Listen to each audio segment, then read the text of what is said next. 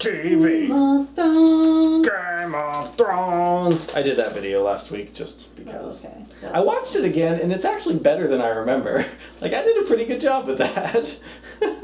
Okay, a bunch of cool TV stuff lately. I finally finished Unbreakable, Kimmy Schmidt. I found the ending hilarious. I love the actor that you probably know from some fantastic other shows that shows up to be the guy who was in charge of the cult. I almost spoiled it, but yeah, I know a lot of people started watching Kimmy Schmidt and then didn't quite make it to the end, but the last few episodes are gut-bustingly hilarious, like right up there with 30 Rock and I don't know if Parks and Recreation is a good comparison, but Ellie Kemper and the actor and Tina Fey makes an appearance, and the actor who will remain nameless, but you will love, is also fantastic. And hey, also something kind of cool, you find out that the apocalypse was supposed to happen on June 6th, 2006, which was my birthday. And Morgan, who was here and kind of became like the dual birthday celebration fellow with me, we both kind of had fun on June 6th, 2006, like, fellow Demon Seed, what's up?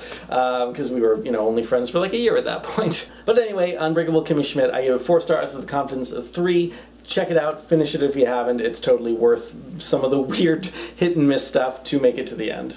Season 3 of Hannibal is back, and man, I love this show. This show is so good. After the devastating cry fest that Season 2 left me with, like, it was one of the more actual traumatizing episodes of television I've ever seen, and I can't believe this show is on NBC with some of the graphic nature of what's going on. It really is nightmare fuel. But Season 3 just started, and it's beautiful, and the first episode was like its own little mini movie. Like, there's people that I'm still trying to get to watch Hannibal, and the first episode of Season 3 now has become, like, that's the episode that I want people to watch, because that is very much Hannibal in a nutshell, and it doesn't spoil too many things, and I think it's a great episode to get people hooked. So if you're a fanable, like I am, I think consider telling other people you're trying to turn on to the show to watch the first episode of Season 3. It's shot on location in Paris and Italy, and we get to see locations that are in Hannibal's memory palace, and Gillian Anderson is fantastic as Bedelia, as this totally invented character, and watching their relationship and wondering how much of it is like Hannibal's mind control and how much of it is totally her just trying to survive and understanding his psychology enough that knowing that she needs to just play along. It's amazing. And yeah, and we're getting into stuff that happens in like all the different books except Silence of the Lambs for some reason. And we got to see more of Eddie Izzard's character, which was amazing last season, and I think he was in the first season as well, doing some really cool stuff in the first episode. And Mads Mikkelsen's incredible. And then starting with the second episode, we go back to Hugh Dancy. And yeah, oh man, we get to learn more about the aftermath of what happened at the end of Season 2. And it's powerful and painful and interesting, and God, it's just such a good show. I can't recommend it enough. Yeah, just nothing is shot like this. Nothing has this kind of like realistic but kind of nightmarish hallucination quality. Yeah, nothing else on television has this style, this mood, this level of beauty juxtaposed with horror and nightmare juxtaposed with dream, and I think it just holds together so well, and I just really hope it stays on television. So even if you don't want to watch it, just put it on Hulu, put it on, your TV, or if you have a Nielsen box or whatever. I really would love to see this show go into Season 4. We're coming up on seeing Richard Armitage, who played Thor in Oakenshield, and he's in the very popular British show North and South, which my wife loves. He'll be playing Francis Dollarhide, who was played by Ralph Fiennes in the Red Dragon movie, directed by Brett Ratner, which I really liked. I don't want to say I like Brett Ratner because he's responsible for X-Men 3, but I really liked the movie Red Dragon, and I don't think we're going to be getting to that actual storyline probably until Season 4, just a guess, but I think it's going to be really cool to start building up that character, and we're still going to have the Vergers in play, and like all these new invented characters which have been adding so much to the show, and I just love what Brian Fuller's doing. I really hope the show continues on. Gillian Anderson, Mads Mikkelsen, Hugh Dancy, so good so far. Only 2 episodes in, and I can't wait for the rest. Hannibal, 5 stars with a confidence of 5. Just finished watching the season finale of Game of Thrones. Man, this was a dark one. Like last season, you know, you have like Arya sailing off on the ship to Bravos, and the music was swelling and it was hopeful, and there's this kind of like, yeah, cool stuff is going to happen. And then a lot of the season did have very hopeful, very exciting moments, you know, characters coming together that hadn't seen each other since the first season, characters who had never seen each other.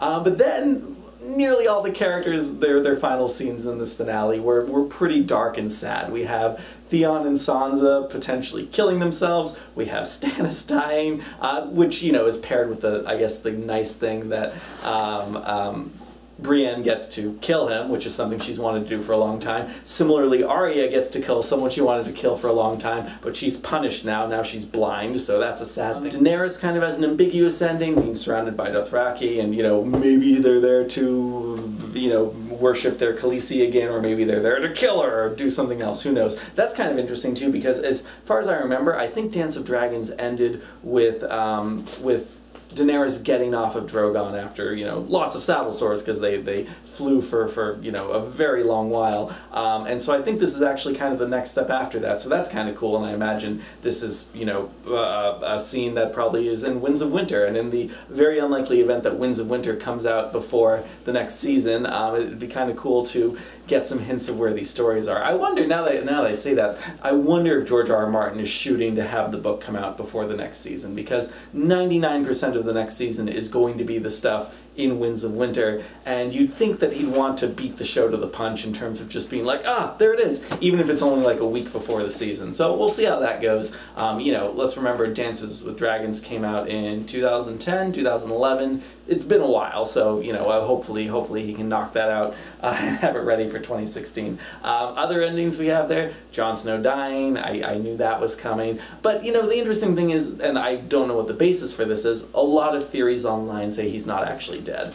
And, you know, the way that they kind of zoomed in on him at the end of the episode, they kind of gave that impression that he was like going to have a breath or something, but instead all you saw was the blood spreading. So, you know, I guess make from that what you want. I don't see any hints that imply directly that he would still be alive, even if it was in the capacity of, you know, becoming a White Walker or something like that. And oh, what a tease to have the episode open with the reminder of his uncle, you know, who went off in the pilot episode, I believe, all those years ago, and be like, oh, someone knows where he is, ha ha ha ha. And I don't think that's what happened in the book. There was a different reason why they, you know, kind of got Jon to come out before they all killed him. But yeah, just from the audience perspective, because everyone wants to believe that Uncle Benjen is actually Cold Hands, which is a character that actually hasn't made an appearance in the show, but is really fascinating in the book, and he interacts. No.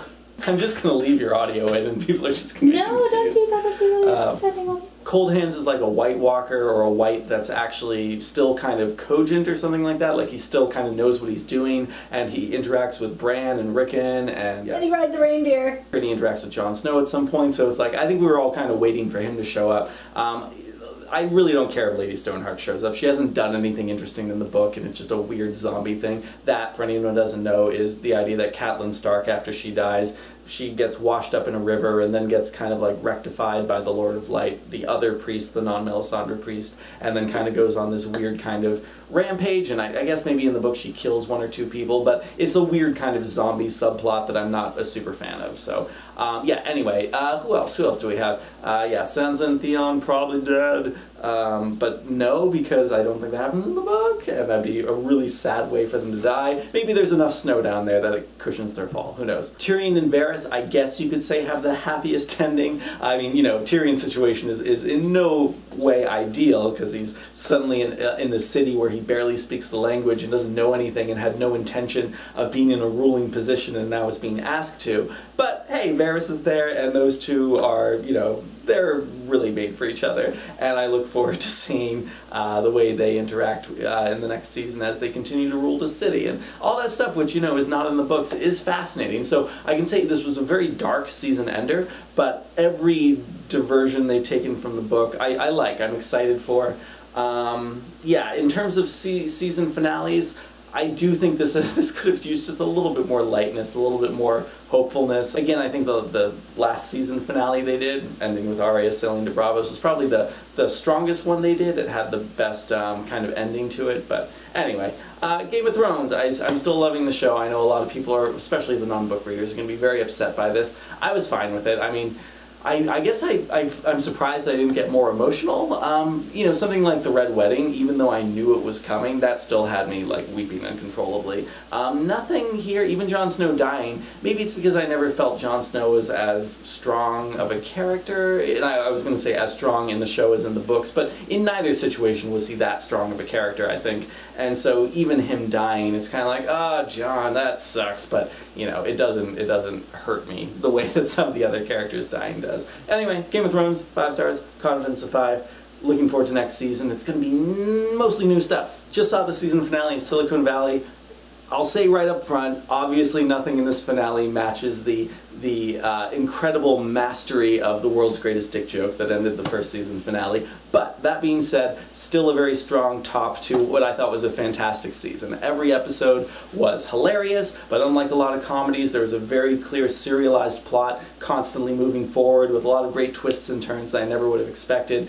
Similarly here, you know, the entire episode, I think you know that in one way or another, things are going to catch fire, things are going to get destroyed, something's going to go wrong. But I think both my wife and I were like, something's going to happen with the court ruling, and for some reason, you know, Pied Piper is going to get to keep their IP. And I was a little bit disappointed that it wasn't something that the seeds were planted for earlier on. Like, correct me if I'm wrong, but I don't think there was any discussion in this season or the last one about, you know, some illegal clause in the employee agreement about not being allowed to pursue other employment or whatever. Like that felt kind of Deus Ex Machina, but it's cool because I look forward to seeing everything that happens with Pied Piper. I do think it was kind of a cool little twist right at the end there to have Richard Hendricks ousted as CEO of his own company, very Steve Jobs, and I think that'll make for an interesting next season, especially if all the other employees are still sticking around. So anyway, I enjoyed this season very much.